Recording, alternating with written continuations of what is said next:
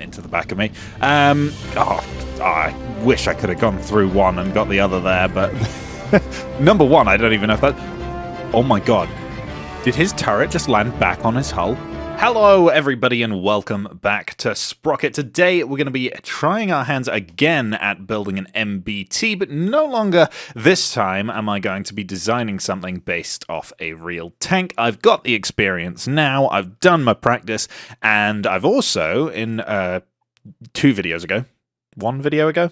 The video before last, I have designed an oscillating turret, so I think my idea here is I'm going to combine the two, make an MBT with an oscillating turret. That sounds like a pretty decent plan. And just before I talk about the tank a little bit, I'm just going to say, if you haven't subscribed to the channel yet, please do that now if you want to see more content like this in the future. I don't particularly want to bring this up at the start of the video before you've watched it, because, you know, you might not have a fair comparison of it yet, but if I don't, the YouTube gods don't reward me with engagement. So there we go, we're going to do that now, and that's out of the way. So now we're going to talk about our tank. So couple of things to note already. We have our general hull form, you can see it at the bottom there. Obviously it's going to be hidden by a lot of like different parts which don't make the sides look quite as weird as they do at the moment, but it is quite similar to my previous MBT. I didn't really plan for that. It just kind of happened. Clearly, I have one design of MBT in my head. I think I made the lower plate too big. I should have brought that down a little bit more, made it look a little bit more different by doing that, and maybe also should have made the whole thing a bit thinner and start thicker at the front of the hull. Just, you know, thinner at the back, thicker at the front.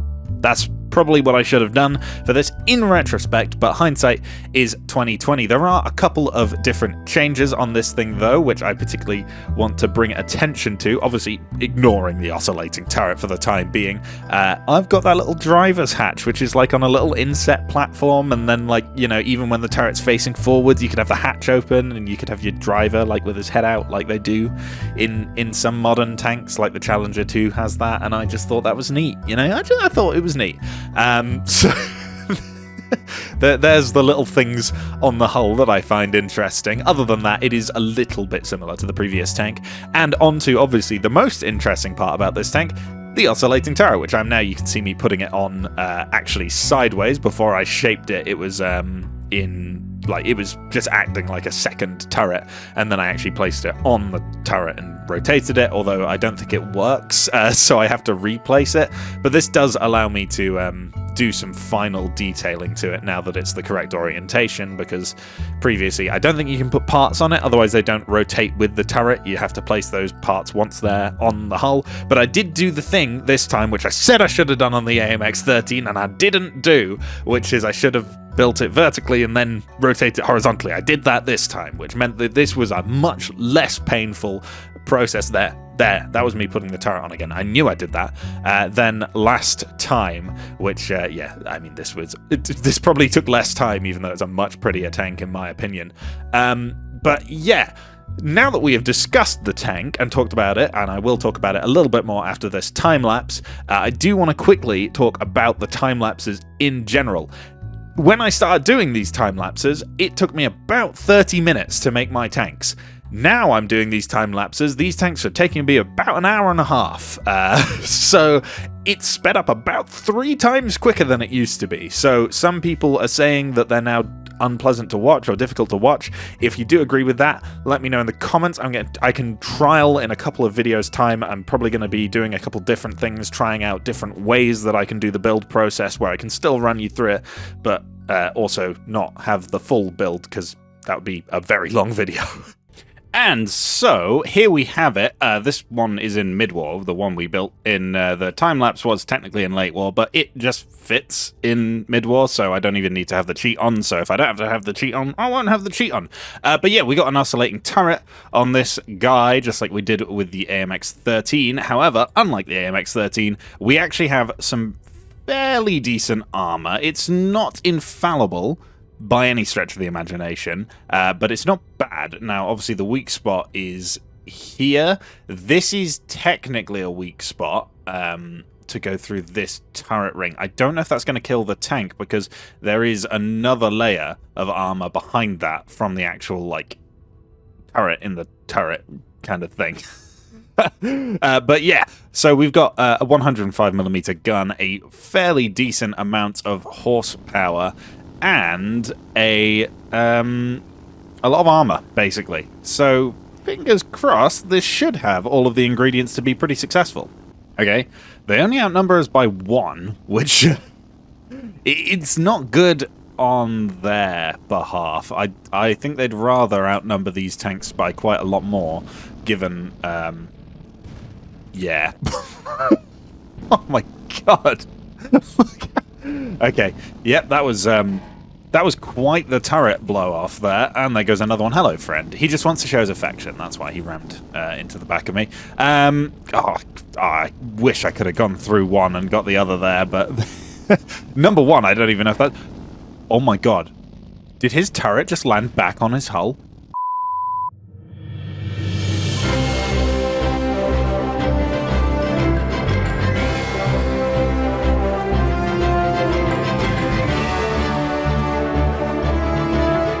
I'm gonna have to watch the footage back on that. I think his turret just blew off and then landed right back on his hull, which is fantastic.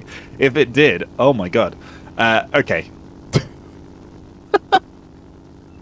We've made it to our favorite hill. Oh, there goes another one. I was about to say one panther has already been killed, but now 2 panthers have already been killed. Let us load the full AP and wait here, because I can see 2 panthers coming up. There's one, there's the other. We should be pretty confidently going through the panther front plate, but let's not get too confident here.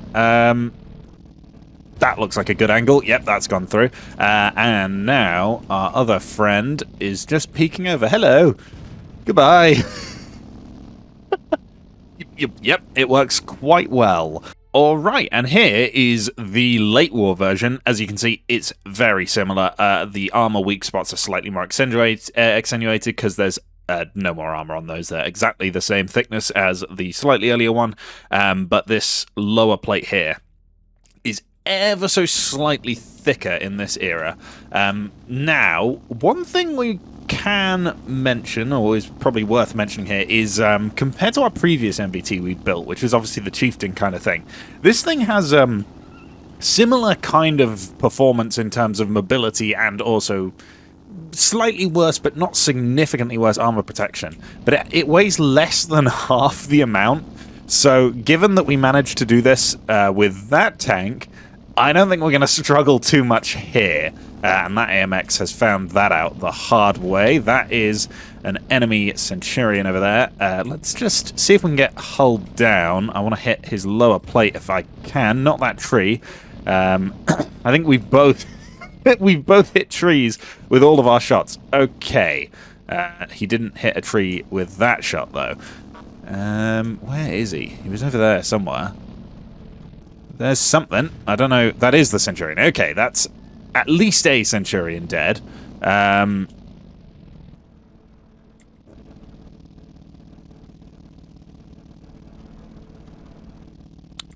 Okay. He does that and then just snipes a Centurion. The AI in this game is absolutely amazing. I didn't even know this tank was capable of doing that. I was so taken aback. I'm still so taken aback. He's just wiping up all of the Centurions. I've got no idea what's... He's just won! Okay. I was about to say, like, we might be down to 1 versus 3, but no. He just righted himself and killed all 3 Centurions. Okay, and defense scenario. I can't see this being a struggle. Obviously, this tank has already proved that it's got pretty decent performance. However,